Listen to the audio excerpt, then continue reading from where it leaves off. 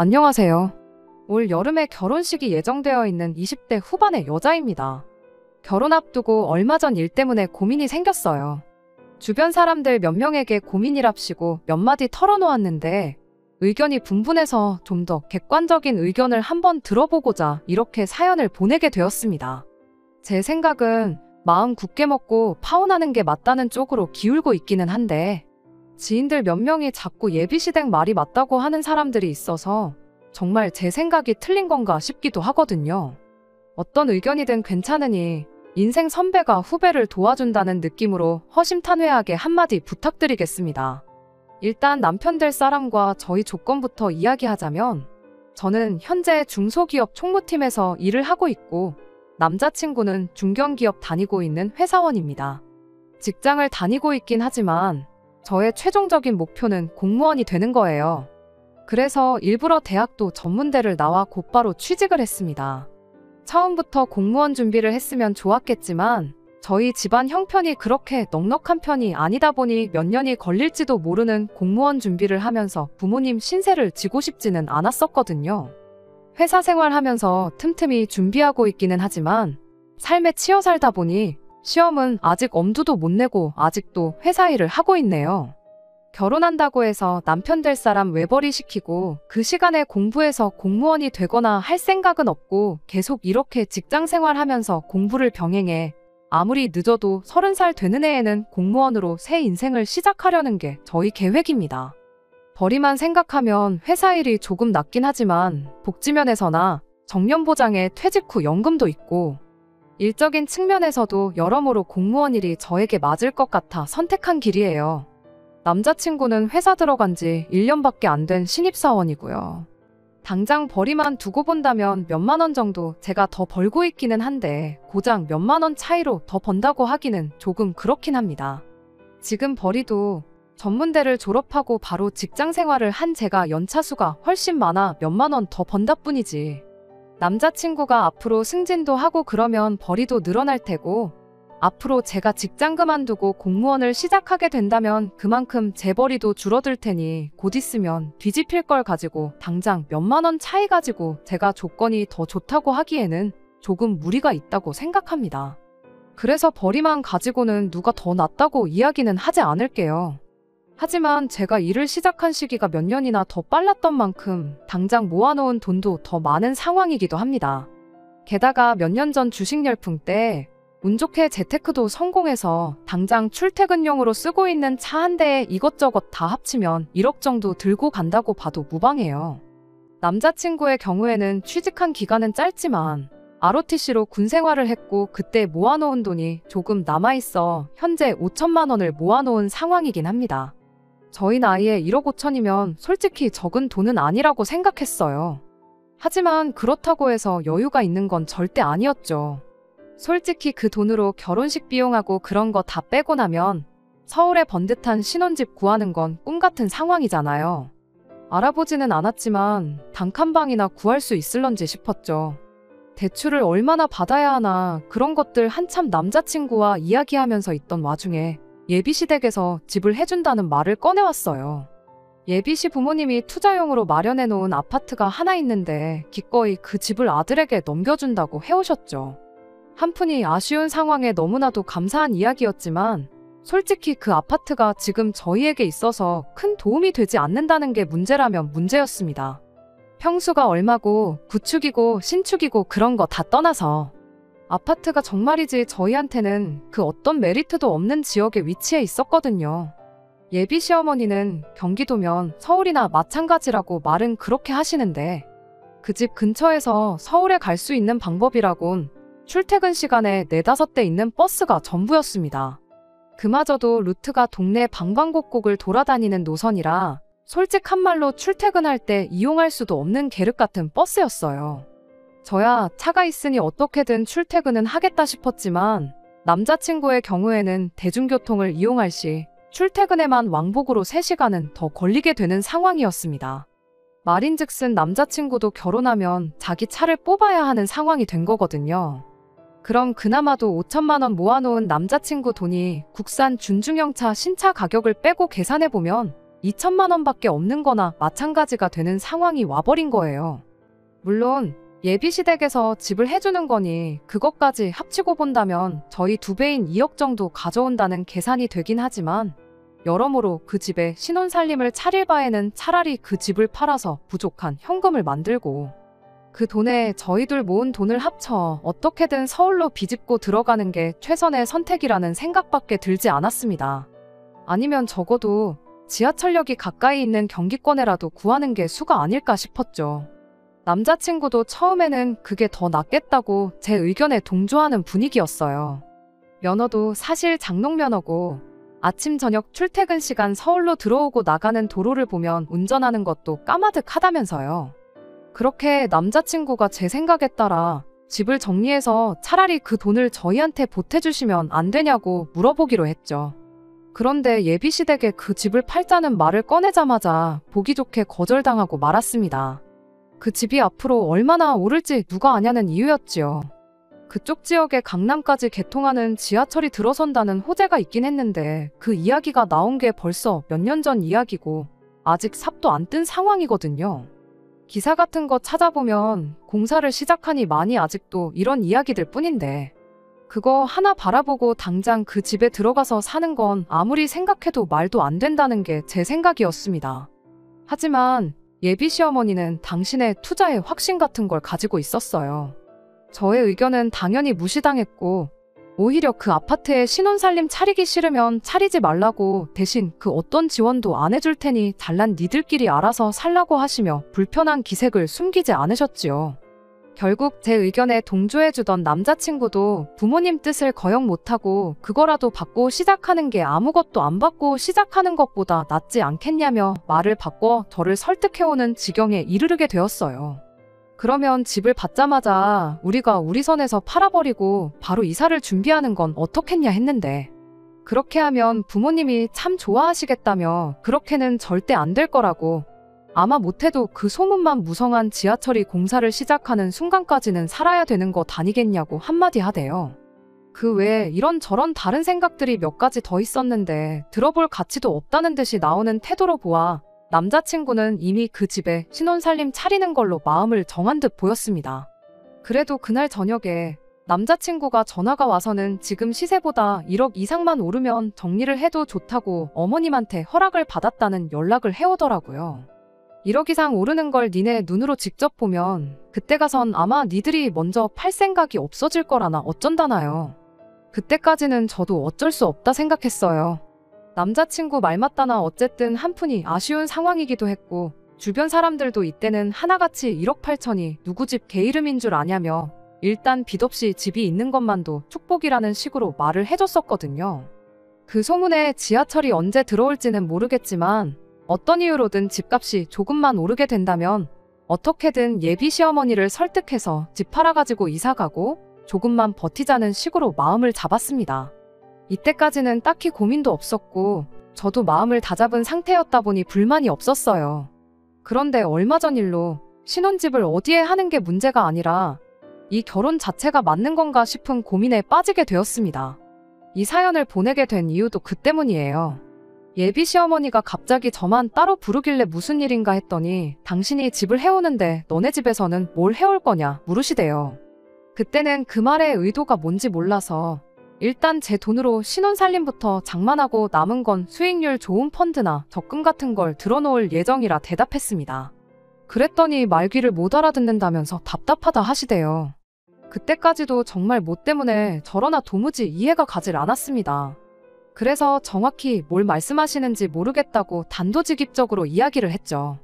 제 대답에 예비 시어머니는 이걸 내 입으로 말해야 하는지도 모르겠다고 툴툴거리면서 그제서야 본론을 말해왔어요. 보통 시댁에서 집을 해주면 현금 해단을 해오는 게 우리나라 미풍양속이라면서 저희 집에서 아무 말이 없길래 이렇게 말하는 거다 한마디 하시대요. 콕 집어서 현금 예단을 말하는 거 보니 저한테 돈 1,200만 원 받자고 그러는 건 아닌 것 같아 보였어요. 그래서 제가 다시 예비 시어머니한테 되물었죠. 저희 친정어머니가 그런 거 잘 모르셔서 그냥 넘어간 걸 수도 있으니 차라리 원하시는 걸 말씀해달라고요. 친정어머니가 모르실 수 있다는 게 사실 거짓말이긴 했어요. 딱 봐도 흥정하듯이 얼마 받고 얼마 더 이러면서 이야기 오갈 게 뻔한데 괜히 돈 얼마 가지고 맘상하는 것보다야 원하는 걸 먼저 알고 맞춰드리는 게 맞다 생각했습니다. 그때는 예비 시어머니가 그 집을 가지고 이렇게 욕심을 험하게 부릴 거라고는 생각도 못했었으니까요. 일단 보통 시댁에서 집을 해주는 경우 현금에다는 집값의 10% 정도를 준다더라 하면서 2천을 준비하라고 해오셨지요. 집 시세가 1억 8천이기는 했는데 뭐 그런 것까지 따질 거 있겠나 싶어 그냥 넘어갔습니다. 암만 제가 남자친구보다 돈을 더 많이 모아간다고 해도 집 해주시는 거 생각하면 부족한 액수였다 보니 그 정도는 저희 부모님한테 여쭈어봐도 되겠다 싶었어요. 돈이 남아있는 상황이니 여차하면 제가 대신 드려도 되겠다는 생각이었죠. 그런데 예비 시어머니가 원하는 건 거기서 끝이 아니었습니다. 일단 혼수로 신혼살림들을 제가 채우는 건 당연한 것처럼 요구하셨고 결혼식 비용도 전체를 저희 집에서 부담해야 한다고 말해왔거든요. 어차피 신혼살림은 제가 채울 생각이었기에 아무 문제 없었고 결혼식 비용도 이러나 저러나 축의금 들어오는 게 있으니 그 부분도 제가 하면 할 수 있겠다 싶었어요. 그런데 제 입에서 알겠다는 소리가 나오자마자 대번에 또 한 가지 요구사항을 꺼내오더군요. 그건 바로 집 리모델링에 관한 이야기였습니다. 집이 오래되고 낡은 상태이긴 했는데 그것까지 나한테 다 떠넘기는 건가 싶었는데 그 집 리모델링은 할 필요가 없다고 그냥 도배장판 정도만 새로 하고 말라고 한마디 하시대요. 그건 그나마 다행이구나 싶었는데 그게 아니었어요. 원래 이래저래 전부 다 뜯어 고쳐야 하는 게 맞지만 어차피 그 집은 조만간 지하철 노선 공사가 시작되면 몇 년 살다가 정리할 집이니 돈 아깝게 고칠 필요가 없다네요. 언제 공사가 시작될지도 모르시면서 아직도 저 이야기를 하시나 싶어 혼자 속으로 답답해하던 찰나 그대로 마시고 있던 주스를 예비시모 얼굴에 뿜어버릴 뻔했습니다. 이러나 저러나 지하철 공사만 아니었으면 해야 했을 리모델링이 아니겠냐 하면서 그걸로 당신 살고 있는 집을 리모델링 시켜달라네요. 이미 견적도 다 내놓은 상태고 4천만 원만 주면 된대요. 다른 걸 다 오케이 하니까 어디까지 오케이 하는지 떠보는 건가 싶은 생각이 들 정도로 황당하고 무리한 요구였지요. 그래서 그 말에는 대답을 미뤘어요. 그건 부모님하고 한번 상의해보는 게 좋겠다고요. 그랬더니 그 새를 놓치지 않고 너네 엄마는 그런 거 잘 모른다면서 뭘 물어보냐고 따지시대요. 그냥 다들 그렇게 하는 거고 니들 어차피 그 집에서 평생 살 생각도 없다지 않았냐. 집값 오르면 집을 판다고 하지 않았냐고. 그것만 아니었으면 고쳐서 살았어야 할 집 아니었냐며 어차피 돈은 똑같이 들어갈 거였다는 걸 잘 좀 설명하라 하시대요. 지금은 치사해 보여도 나중에 그 집이 5억, 6억 정도까지 가게 될 텐데 그거 생각하면 리모델링비 4천 내주는 거 껌값이나 마찬가지라고 당신한테 고마워하게 될 날이 올 거라고 절대 손해보는 장사가 아니니 아까워 말라면서요. 그것 때문에 고민이 참 많아졌어요. 현금 예단 2천에 리모델링 4천, 혼수랑 결혼 비용까지 대충 계산해보면 제가 22살 이후로 평생을 바쳐 모은 돈을 전부 털어먹겠다는 소리로 밖에 안 들리거든요. 설마 그랬겠어?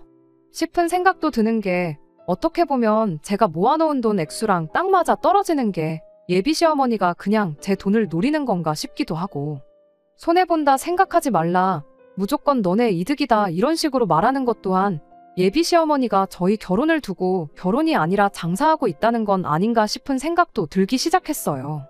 이런 저의 고민을 남편 될 사람인 남자친구한테 힘들게 꺼냈더니 고작 한다는 소리가 그래서 결혼 안 할 거냐 하는 소리밖에 없는 것도 참 실망스럽네요. 답답한 마음에 처음 집 문제로 고민을 털어놓았던 지인들한테 알고 보니 상황이 또 이렇다는 이야기를 꺼내게 되었는데 그때는 만장일치로 그 집을 받고 나서 생각하라던 의견들이 뭐 그런 집이 다 있냐는 사람도 생기고 그래도 어른 말을 들어서 틀린 게 없다지 않았냐고. 설마 자식 결혼하는데 부모가 한 푼을 더 해주려고 하지 손익을 따져서 그런 소리 하는 거겠냐며 예비 시어머니 말을 들으라는 의견까지 거의 반반으로 갈려서 분분해진 상황입니다. 그래도 아무리 생각해도 몇 년째 소식 없는 그 지하철이 생긴다고 해서 1억 8천밖에 안 되는 그 집이 갑자기 5억 6억이 되겠냐 생각하면 그럴 것 같지도 않거든요. 무슨 강남집 값도 아니고 지하철 하나 생겼다고 그런 호재 하나 때문에 가격이 하루아침에 2배 3배 뛰는 지역이 우리나라에 어디 있겠어요. 그 투자에 예비 시어머니 반만큼의 확신이 있으면 결혼을 하는 건 물론이고 저희 부모님이며 일가 친척들 집을 담보로 걸던가 해서 그 아파트 하나씩 사놓으라고 할 판인데 그건 또 아니잖아요. 며칠을 두고 생각해봐도 달라지는 게 없고 예비 시어머니가 돈돈거리던 게 생각나면 저는 그냥 파혼을 하는 게 맞나 싶기도 한데 파혼 생각이 들 때마다 주변 지인들한테서 그래도 예비 시댁 말을 들으라는 조언을 몇 번 듣고 나니 제가 정말 잘못 생각하고 있는 건가 싶기도 하고 도무지 갈피를 잡지 못해 미치겠네요. 안녕하세요. 이렇게 3달 만에 다시 찾아오게 되었습니다. 길게 생각할 것도 없던 걸 가지고 3달이나 제 인생에 시간 낭비를 했다니 정말 저도 어이가 없네요. 결론부터 말씀드리자면 파혼은 진작에 했어요. 벌써 2달이나 지난 일입니다. 묻고 따질 것도 없이 파혼하라던 몇몇 분들의 조언이 정답이었는데 그걸 무시하고 다른 좋은 방법을 찾아보겠다고 나서다 괜히 시간만 더 끌게 된 꼴이네요. 일단 말씀드렸다시피 처음엔 저도 최대한 이야기를 좋은 방향으로 끌어나가고 싶었습니다. 생각해보니 그 집을 굳이 저희가 받지 않아도 그 투자 가치를 유지시킬 수 있는 방법이 있더라고요. 그 집을 저희한테 주는 게 아니고 차라리 새를 구하는 방법이었죠. 그리고 그 돈을 저희한테 빌려주면 예비 시어머니는 집도 유지하고 우리는 우리대로 결혼 자금에 여유가 생기지 않겠나 하는 생각이었어요. 워낙 오래된 집에 위치적으로도 좋은 게 없는 아파트다 보니 전세가가 시세에 비해 형편없긴 했지만 그 돈은 뭐 돈 아닌가요? 현실적으로 생각해도 이거보다 좋은 방법이 없었습니다. 그리고 그렇게 하면 얼추 남자친구가 자기 차를 뽑는다는 전제하에 가져오는 돈도 거의 반반으로 비슷해지게 되는 거였고요. 그럼 뭐 예비 시어머니가 현금에 다니니 리모델링이니 저한테 물어볼 것도 바랄 것도 없게 되는 거잖아요. 세입자가 나가게 되면 나가게 되는 대로 저희가 돈을 다시 빌려서라도 만들어드리고 새로 세입자 받으면 그 돈으로 갚는 식으로 한다면 복잡하기야 하겠지만 문제될 것도 없다 싶었습니다. 경기권 아파트 보니까 예비 시어머니가 해주기로 했던 집 근처에도 몇 년 전에 지하철이 새로 개통돼서 훨씬 좋은 지역도 있었고요. 그리고 그 아파트 시세를 보니까 예비 시어머니의 예상처럼 지하철이 생기기 전으로 해서 5억, 6억까지 크게 오른 상황도 아니었어요. 기껏해야 몇천 정도 오른 상황이고 오히려 요즘 부동산 불황 때문에 가장 비쌀 때랑 비교하면 그것보다도 싼 가격이었고요. 차로 거의 30분 거리기는 했지만 그래도 같은 경기권에 예비 시어머니가 노래하는 그 지하철 노선에 영향권이 있을 법한 동네로 신혼집을 구하면 시어머니도 절대 저희 의견에 반대를 하지 못할 거라 생각했는데 그런데 그게 아니었어요. 애초에 예비 시어머니가 저희한테 그 집을 주려는 게 아니고 떠넘길 속셈이었던 겁니다. 알고 보니 1억 8천 아파트에 대출이 아직도 5천만 원이 더 남아있는 상황이었어요. 심지어 그 대출은 저희가 그 집을 받으면서 이어받아 결혼 후부터는 저희가 갚아야 하는 돈이었던 거였죠. 그뿐만이 아니라 예비 시어머니가 그 집이 2억일 때 매매를 했다는 사실도 알게 되었습니다. 지하철 이야기 나오기 시작하고 그때 되면 이 집이 5억, 6억은 될 거라는 뜬소문에 투자 심리가 가장 커 있을 때 멋모르고 들어간 거예요. 그 이야기를 들으니 계산이 딱 들어맞대요. 일단 현금 예단으로 집값이 10%, 그러니까 2천을 가지고 오라고 했던 것도 애초에 자기가 집을 처음 샀을 때 가격을 이야기했던 거예요. 1,800이라고 하면 이상하고 1,500 받자니 조금 짜치는 것 같아서 올림으로 계산한 건 줄 알았는데 게다가 이러나 저러나 2억 주고 산 집이 1억 8천이 되었으니 저한테 그 돈을 받으면 어떻게 손해는 안 봤다는 느낌이 들어서 그런 거 아니겠나 싶었습니다. 남자친구는 거의 예비 시어머니 말에 세뇌가 되어 있는 상황이나 마찬가지였습니다. 대출이 5천이 남아있다 한들 순수하게 집값만 따지면 1억 3천이라고 거기에 자기 돈 5천까지 합하면 자기가 1억 8천 해오는 건 변하지 않는 사실이라는 거예요. 그러니까 제가 현금에단 2천 해오고 자기 엄마 집 리모델링 비용으로 4천을 낸다고 해서 제가 절대 손해보는 게 아니라는 소리를 하고 자빠졌네요. 그래서 남자친구한테 제가 말했죠. 어머님이 우리한테 투자 실패한 집을 떠넘기고 손해를 메꾸시려는 것 같지 않냐고요. 그랬더니 남자친구가 대번에 노발대발. 지금 너 미쳤냐고 무슨 시어머니를 옆집 사람 돈 뜯어먹으려는 옆집 아줌마처럼 이야기를 하냐고 한마디 하대요. 앞으로 평생을 시어머니로 섬기고 살아야 할 분을 두고 말을 그렇게 하고 있냐고 입에 개거품을 무는데 남자친구하고 둘이 이야기 나눠봐야 평생 이런 식으로 말다툼만 할 것 같고 삼자 대면을 할 때가 온 것 같아 남자친구한테 어머니 모시고 오라고 그리고 나서 이야기 나눠보자고 한마디 말하고 자리에서 일어났습니다. 그리고 며칠 지나서 예비 시어머니도 함께한 자리에서 셋이 이야기를 나누게 되었어요. 남자친구가 저와 나눈 대화를 지 엄마한테 미리 말했는지 나름 준비를 해서 오셨더라고요. 중재안이랍시고 꺼내온 게 그럼 그 집을 팔아서 돈으로 줄 테니 저보고 1억을 더 지참해오라는 소리였어요. 저희 집안 형편을 알고 그런 말을 꺼낸 건지는 모르겠지만 그래도 똑같이 반반 결혼을 하자는 소리나 마찬가지니 나름 합리적이다 싶었죠. 친정부모님이 1억을 해주실 수 있을지는 상의를 해봐야 알 일이지만 그렇게 둘이서 4억이면 그냥저냥 시작부터 서울에 전세를 구해 들어갈 수 있겠구나 싶은 생각이었는데 그런 생각을 하기가 무섭게 말을 덧붙이더군요. 그렇게 1억을 제가 더 지참해오면 받기로 한 현금에 단하고 리모델링 비용으로 대출을 갚아 집을 팔아주겠다는 소리를 하는 거 아니겠어요? 그게 무슨 말도 안 되는 소리시냐 바로 따졌죠. 똑같이 반반 결혼하는데 예단이니 리모델링이니 그런 건 이제 이야기할 가치도 없는 거 아니냐고요. 그랬더니 전문대를 나와서 그런가 4년째 나온 내 아들에 비해 두뇌 회전 속도가 느린 것 같다고. 한 번만 말해줄 테니 똑바로 들으라며 또 말도 안 되는 계산 방식을 들먹이며 설명을 하대요.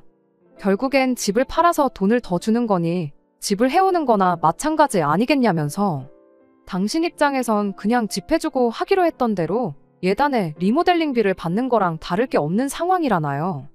그리고 아들 돈 5천에 집값 2억 하면 자기네가 2억 5천을 해오는 거니 애초에 반반 결혼도 아니라고 우겨대는데 한마디로 어이가 없었죠. 그 와중에도 깨알같이 집값을 2억이라 우기는 건 그렇다 쳐도 대출 5천 남아있는 거 그건 왜 쏙 빼고 말하는 거냐고 바로 따져 물었어요. 정확히 따지고 보면 남자친구 돈 5천에 집으로 1억 3천이니 내가 1억을 더 지참해온다고 가정하면 2천을 더 해오는 게 맞지 않냐고요. 그랬더니 또 한다는 소리가 너 때문에 안 팔아도 되는 집을 팔게 생겼으니 이러는 거 아니겠냐고 바득바득 우기는 거 아니겠어요? 그래서 아드님한테 내 말 못 들으셨냐. 집 팔지 말고 가지고 계시라고. 그 집이 5억, 6억이 아니라 50억이 돼도 그 돈에 욕심 하나 안 내겠다고 그냥 전세 주고 그 돈만 대주시면 앞으로 전세금 빼줘야 할 때도 아무 문제 없도록 하겠다고 그렇게 이야기했죠. 그랬더니 예비 시어머니가 이제야 네 속셈을 알겠다며 못 배운 것들이 욕심만 더하다더니 아주 무서운 년이었구나 하면서 말도 안 되는 어깃장을 부리기 시작하는 거 아니겠어요? 말인즉슨 제가 집 해주는 시댁의 며느리로 들어가면 시어머니 눈치 보고 살 것 같아서 일부러 어떻게든 집을 안 받으려고 수작질을 하고 있는 거랍니다. 현금 예단이니 리모델링이니 당신은 당연히 집 해주고 받아야 할 걸 요구하는 건데 그것부터 하기 싫으니 어떻게든 집을 안 받아서 시어머니가 될 당신한테 약점 없이 살려는 속셈 아니냐고요. 그리곤 제가 30 전에는 직장 그만두고 공무원을 하겠다고 말한 목표도 멋대로 해석해서 말을 하더라고요. 이제 보니 공무원 한다는 것도 다 뻥인 거 아니냐고. 공무원 한다는 핑계로 내 아들 외벌이 시켜가지고 집에서 펑펑 놀고 먹을 속셈으로 그러는 거였냐고요.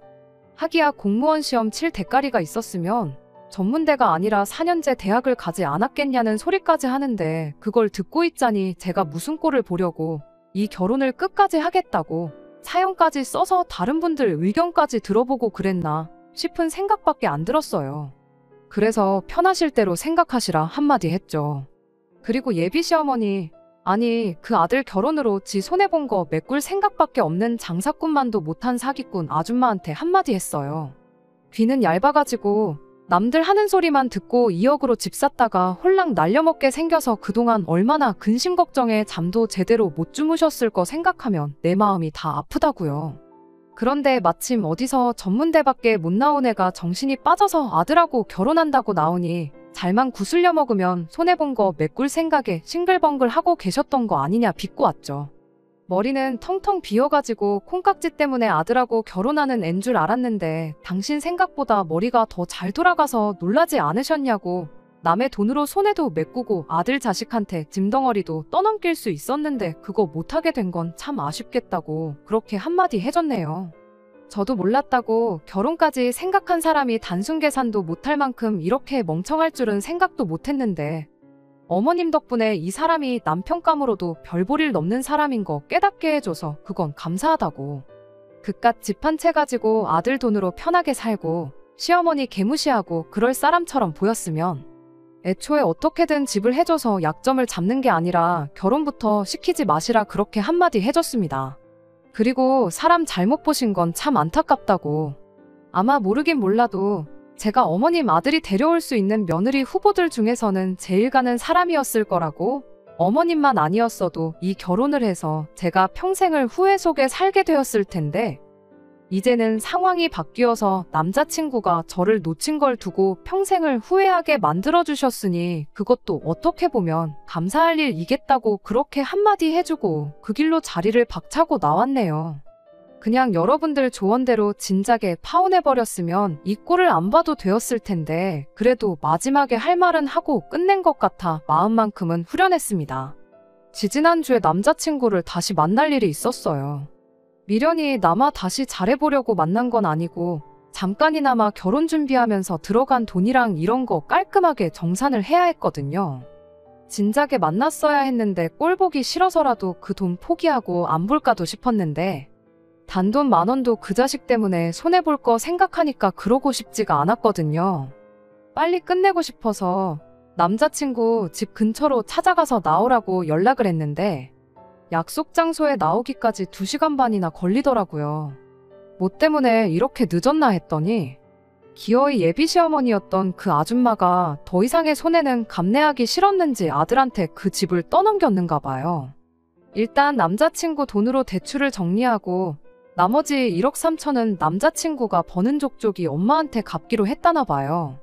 전화 받고 서울까지 들어오는 게 2시간 반이나 걸리는 꼴을 보니 괜히 결혼해서 그 집에 신혼살림 차리지 않기를 잘했다 싶은 생각밖에 안 들었네요. 내 이름으로 예약해서 위약금 물어낸 거 같이 계산한다고 통장에 합쳐놓은 것들 제가 미리미리 정리한 엑셀 파일 보여주면서 정산을 하고 있는데 남자친구가 그제서야 네 말을 들을 걸 그랬다며 엄마한테 집 받고 2달도 안 지났는데 그새 집값이 떨어져서 1억 6천, 1억 7천에 올라오고 그러더라며 신세한탄을 하더라고요. 그러더니 집이 이제 자기께 되었으니 더 손해보기 전에 당장에라도 팔아버리겠다고. 그렇게 하면 다시 자기랑 결혼할 생각은 없느냐 묻대요.